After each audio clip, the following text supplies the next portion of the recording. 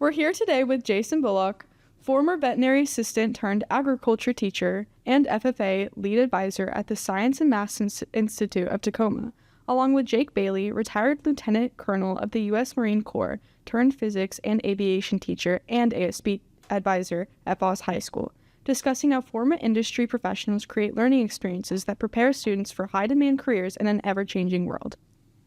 So, like Lily said, both of you took pretty unconventional paths to become teachers. Why did you decide to quit your careers to come hang out with high school kids all day? Jason, let's start with you. So I will say I left the high school classroom and came back 3 times. So I feel like that's where I need to be. Life took on a different journey and moved me to Georgia, and I became a practice manager in a veterinary hospital, and then came back to North Carolina, where then I'm transitioned to a veterinary assistant role. And then when moving out here to Washington, I was in a different role with FFA as the executive director for Washington FFA, but then found my way back to the classroom at Lincoln High School the past 3 years, and now at SAMi.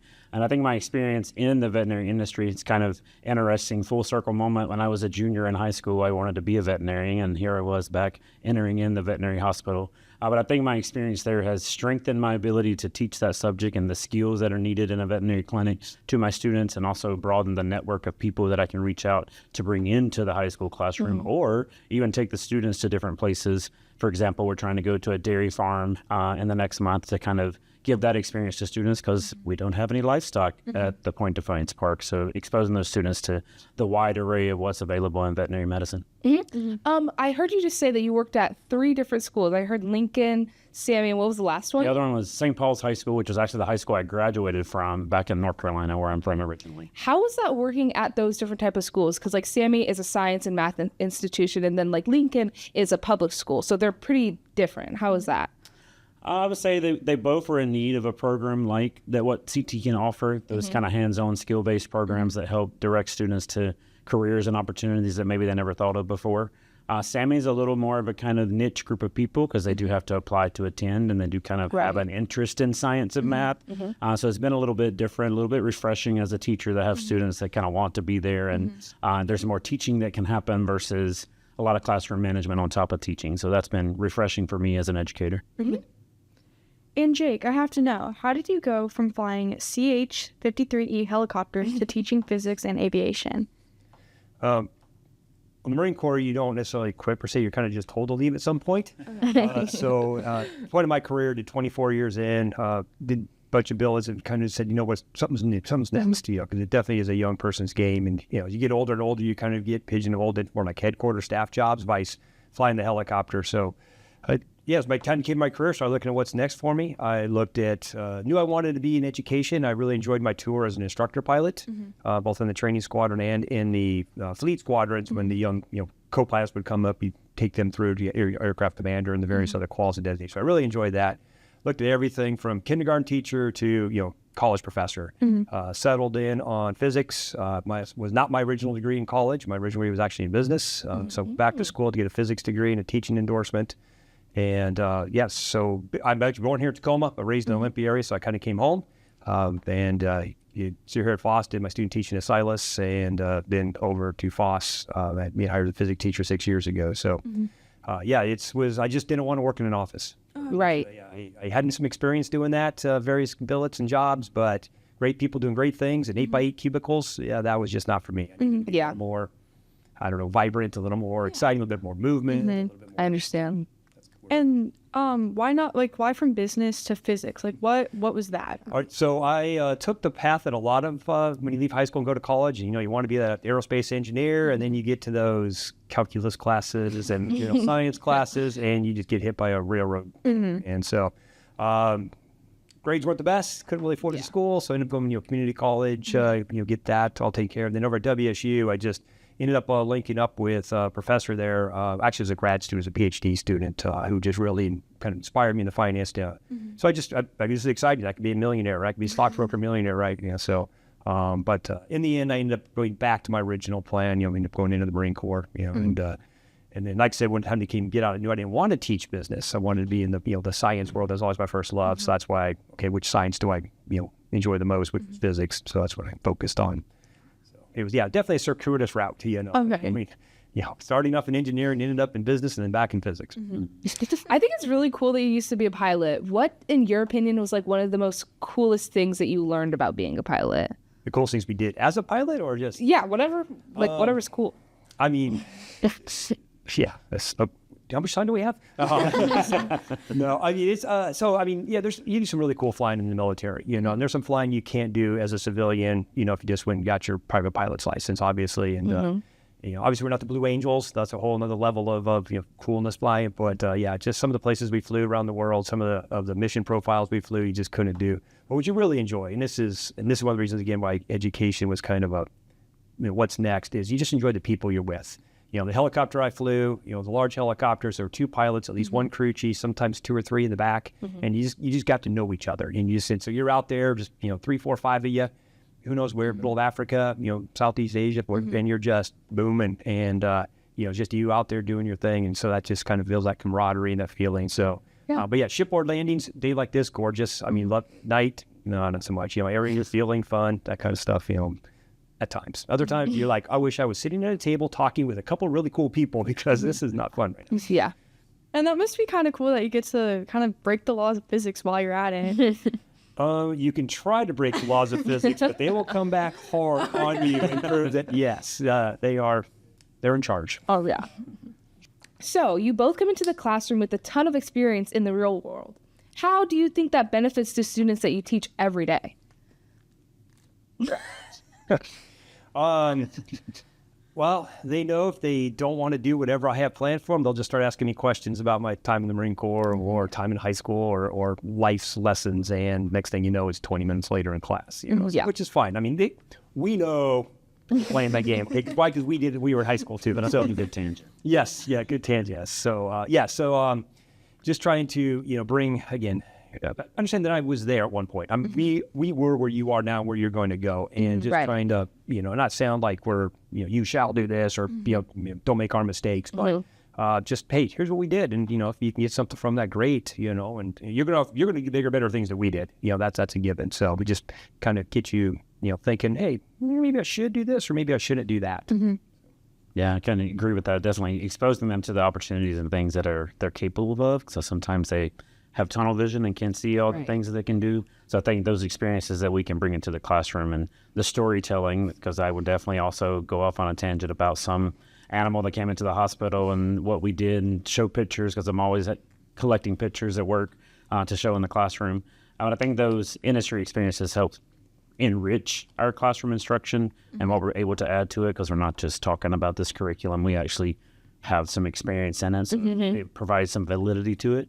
But with our classes, they're so skills-based, so it's not like you got to memorize things and regurgitate them on paper. Like, I want to see you perform that skill. Can you restrain an animal to get a blood draw? Can you give medication to an animal properly, right? So it's those skills that develop that can be used, whether they go into veterinary medicine or whether they just have a pet or a cow or a goat or whatever at home. So those are skills that are life skills that are just as important as those academic grades that they're getting. And I think one thing too is you've got the curriculum, whatever it may be. A lot of times, we kind of make up our own. There's some standards that you have to meet. The district says, the state, and so you're able to take your real world experiences and plug them in where they're applicable. Say, oh, that's a little too just bookish. That's a little too, and then, hey, let's plug this in. Or like you said, you can pull a personal photograph. You can get rid of the one that's in the presentation that and actually use one that you took or you're in and talk about that. And I think it makes it a little more connected than just this, PowerPoint slide or this thing you pulled off of Google Images or something. Yeah, I do feel like that does really make a difference, like in school, because like when like someone's teaching you biology and there's just like they don't have any passion for it, or they don't really know exactly what they're doing, and you can tell that it is like a scripted kind of thing. It just sounds so textual, like, oh, it's just mechanic. I don't know. It exactly like a robot. Yeah, and it doesn't necessarily seem to make sense almost, because there's just no explanation to it. It's just like, oh, I'll read what's there. And because they have no like passion or experience with it, it's like they can't really dig any deeper. So then when I'm asking questions, they're like, well, I don't really know. You know what I mean? And then we just kind of end up in the same place where it's just like, oh, we're both stuck. Don't know. But you two are, experienced. You're able to bring a perspective of what works and what doesn't. In that teaching and learning process, can either of you pull back the curtain a little bit on how education has evolved or changed over the past 20 years? Yeah, I mean, I'd like to know how it was like to be a high school student back in the day. So maybe touch on how it is to be a student and a teacher and how everything has changed. To be a student back in the day, I think there was I just recall so many more like lecture style instructors taking a lot of notes, especially history, which to this day like is my weakest subject probably. But I just remember it was just taking notes upon notes upon notes, and like I really couldn't connect the dots. But then the ones I remember are those that had hands-on experiences or field trips. My agriculture teacher was a big influence, and why I became an ag teacher because of the experiences and opportunities that he took us to. And so I think some of that has increased across education, is the value of that experiential learning and how it incorporates all of the learning styles that can meet a student's needs. If you're teaching them some concepts and vocabulary, applying it in a situation, and then also allowing them to problem solve with what you've just taught them and shown them. So I think we in education are looking into that more versus just someone standing at the front of a room and delivering information and hoping we retain it or can regurgitate it. Yeah, obviously lectures are a big deal around blank notebook, and you wrote notes, and there were notebook checks. I did that a couple of years, gave them the composition books. I didn't work over too well, so now I'm transitioning to basically the guided note packets. You get like one for an entire unit, and we went through it, and you're able to see what's upcoming, and you're able to go back. Oh, I missed this day. Go back in the slide deck, but post to the website. So that's where we were. There was no websites. If you missed it, you had to come in after school and get the notes or get them from your friend. What I do notice, at Foss, compared to when I was down at Tenina, which is, of course, a much smaller school, south of here, we do have lockers, but nobody uses them. Lockers for us were the place you hung out, man. When you had the prime locker spot, like your junior, senior year, you ran that little, so I think that social aspect of it, obviously the phones have taken over that part of it for the current group, but missing that where you hung out and, you knew where people's lockers were at and you knew where to find them and you just had that face-to-face, hey, can I borrow a pencil? Can I, hey, do you have your algebra book today? Because I forgot mine at home. And you just did that, that's missing from today. So. Yeah. I'll add on to that too, just talking about we didn't have internet. Now, your internet, or if you missed class, what you had to do is go in the teacher's classroom with the overhead projector with the roll transparency, because they kept it and they just rolled it forward for the next day, so you could roll it back and you could see what you missed. And then that was how we took notes. You know what an overhead projector is? Yeah. No, yeah, like just like with the old movies. Oh, not that far back. Wait. This is a little box with a clear glass with a bulb in it, and it shot up into here and then projected and wasn't onto there, the screen. Yeah. It was clear acetate. I have no idea. Yep. With vis-a-vis markers. You might have to search that up after. I remember my history teacher, my dad was a math teacher, and he would come home with blue and purple all on his hand where he had written all day on there. That makes sense. And is there anything that you think students should, from 20 years ago, what should be implemented back into education and teaching kids? 20 years ago, I was. Or I don't know. 15 years out of that school. Oh, I don't know. It's like 35 years, yeah. I don't know. I feel like homework was a big thing when I was in school, and I don't give homework myself. But I do think there's value in spending time in what you're learning outside of school, whether that be go do 50 math problems at home. I don't think that redundancy and regurgitation is valuable, but I do think there's some benefit in processing what you learned that day, just kind of thinking about it and thinking through it, whatever that may be. But I just remember lots of homework when you got home. Yeah, homework. I remember my chemistry teacher telling me, hey, Jake, when you go to college, you need to find classes that don't grade the homework, just take tests, because I never turned my homework. I did my homework. I just left my backpack, right? And you get to college, there are certain classes that are just, midterm and final. That's it. 2 grades. And I had a few of those. But, Didn't have to show up. Didn't go for the 2 days in the test. But, it's like my students, I don't have homework either, unless you didn't use the time I gave you in class. Yes. And then guess what? You're responsible for that. But what I've discovered is they don't look at the material until the next day's class. And even if you're just skimming through those, even just on the bus ride home, or, just 30 seconds to a couple minutes reading through something that might help you. But Whereas again, homework forced us to go into the material pretty much every night, and I remember doing Several hours. so yeah, I remember bus rides home for baseball. We're in the back doing geometry. Yeah. I think definitely that's something that has changed because we did have those. I would have never brought a C home to my parents ever, but some kids are fine with that these days. And then when we moved to standards-based grading, which has its pros and cons in my opinion, but the whole goal is, can that student perform that said skill or that said objective, whether that be a math, English, social studies, CTE, whatever. And yes, it may take some students longer. And so if we're assigning these values of, no, you couldn't do it at this time, but not allowing that opportunity to grow and develop later to still show that they can do that standard, I can get behind that. I still think there needs to be accountability for punctuality and attendance and time management and teaching those skills that are going to be beneficial as a human being. So that's where my cognitive dissonance is I understand that they could take as much time as they need to prove they can do that standard, but there needs to be some accountability along the way. Yeah, for me, I use FAA, Federal Aviation Administration standards in my class, an aviation class, even in my physics class, because it's an aviation physics class. So we multiple choice tests, because that's what the FAA is. So I'm kind of giving you the experience when you go in to take those official tests to get your private pilot license. So it's pretty obvious. Did you get 60% or not? I mean, that's just the name of the game. And the FAA, actually, the minimum is 70% for the FAA to pass. But I do have multiple retakes. But you have to do a reflection form. You got to make sure all the quizzes are up to date. You got to talk to me. We review your wrong answers. We make sure everything, and then you can retake the test. And you only retake, honestly, the ones you missed.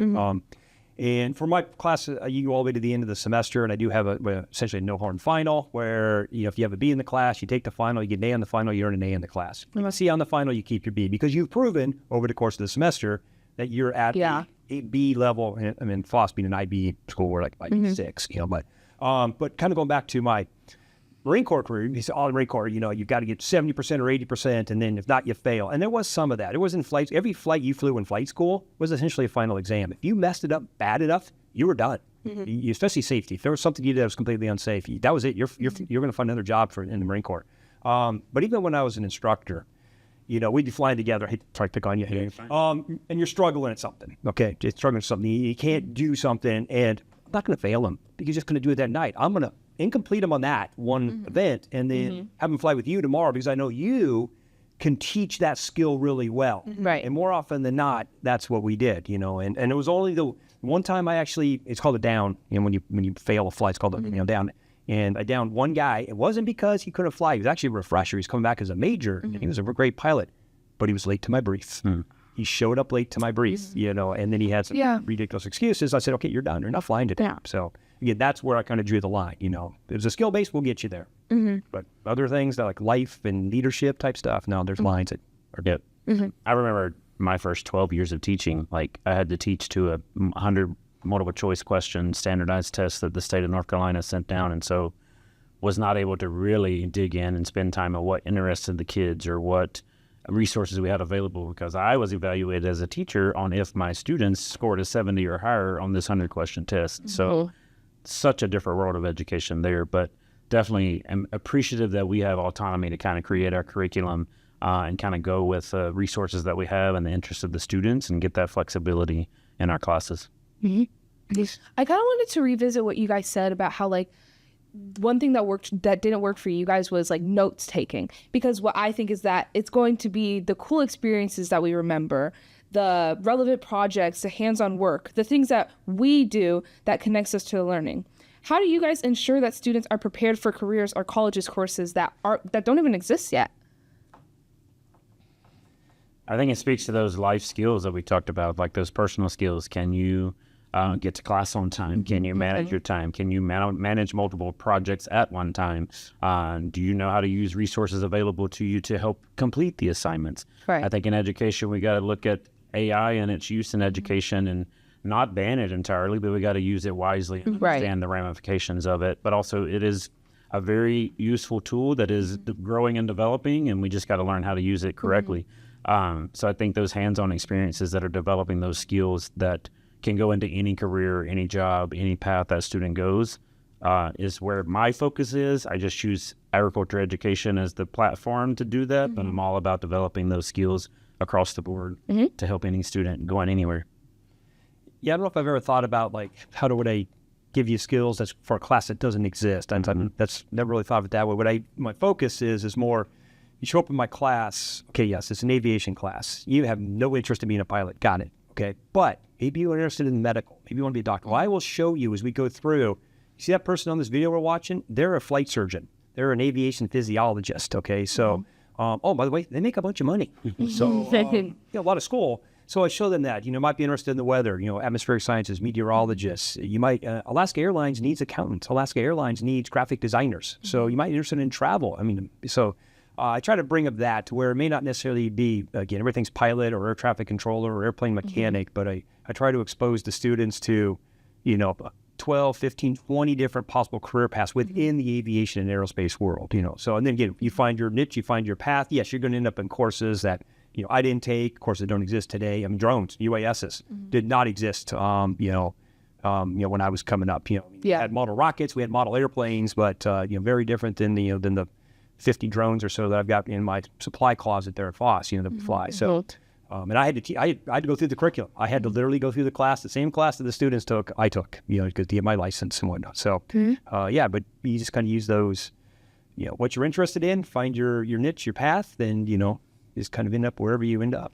Yeah, kind of to piggyback off that, I think a lot of kids come in my class in agriculture and they're like, oh, I don't want to be a farmer, especially in my beginning years. But part of the beauty is showing them that agriculture is more than just production. Right. Agriculture, being on the tractor or working with animals, because anything that deals with food, fiber, fuel, and natural resources can be linked back to agriculture. So again, it's taken, what are your interests? And I challenge all my students every time, especially in FFA. It's such a large organization with so many opportunities. And I'm like, you tell me something you're interested in, and I can find you something to do in this organization that'll help develop that skill and that interest. Yeah, so you bring up a good point, because I remember my senior year, high school, there was a community college that had the night classes that were like community enrichment classes. They weren't necessarily for credit, they wasn't like you're taking algebra or something like that. These were various classes that you could take to just, be a better person, be a better, an interest, and they had various different kinds of classes. And so there's a ground school, private pilot ground school class. And, I'm 15, 16 years old at the time, and wanted to sign up for it. The problem was I needed to get, since I was a high school student, I needed to get permission from the high school in order to take this course. And so I went to the high school principal and staff, and they basically said, no, we need you to focus on high school. Yeah, we need you. We need you to focus here. And I was like taken aback because that's what I really wanted. I from third, fourth grade, I wanted to be a pilot. And this was something that I was able to do. Time wise, money wise, and I basically was told, no, we need you to focus on whatever junior year stuff. My mom ended up, of course, saying, no, he's going to take this class, and so my mom jumped in the conversation. So ended up signing up for it. Unfortunately, you needed like 4 people. There's only like 2 of us, so they had to cancel the class. But yeah, so I like the fact that you are, you say, hey, listen, you may not be interested in what I'm teaching, like the core material. You're not going to be, a veterinarian. You're not going to be, working on the farm, but you may find that path. And we're going to do whatever we can to get you to where you want to be. And so it's like experience for me, X number of years ago, hearing you say it, I thought it was Yeah, it brings up a memory of a former student. She had won the extemporaneous contest in North Carolina for FFA and did not pursue an agriculture route. Ended up, she studied in Jordan some and then came back, and she helps veterans get employment after coming out of the military, but constantly reaches out and says that the leadership skills, the parliamentary procedure, the public speaking skills that she developed through being in the Ag and FFA program have been instrumental in her success in her professional career. And for one last question, for all the teachers listening out there, what advice would you give to those that want to build an innovative hub for students to learn and grow that's more than just another 60-minute class 5 days a week for 9 months on their schedule? I think something my host teacher over at Silas Fenzer, Daniel Marlowe, he's a physics teacher there. He was all about relationships and engagement. He taught general physics and the AP physics, and understanding that yes, it was especially AP physics. It was the college bound, but not too many going into physics or sciences. So, and he knew that, and he remember just telling me, hey, just talk to him, go to as many of the IP 504 meetings as you can, do all the parent teacher conferences. Just be there. Be a sounding board. If you have a bad day, admit it. Everybody's got bad days, and the student has got a bad day. Okay, work with it. The next day, it's a new day. And so I've taken that to heart, when he said that, just build the relationships, get to know them. And the material like we talked about.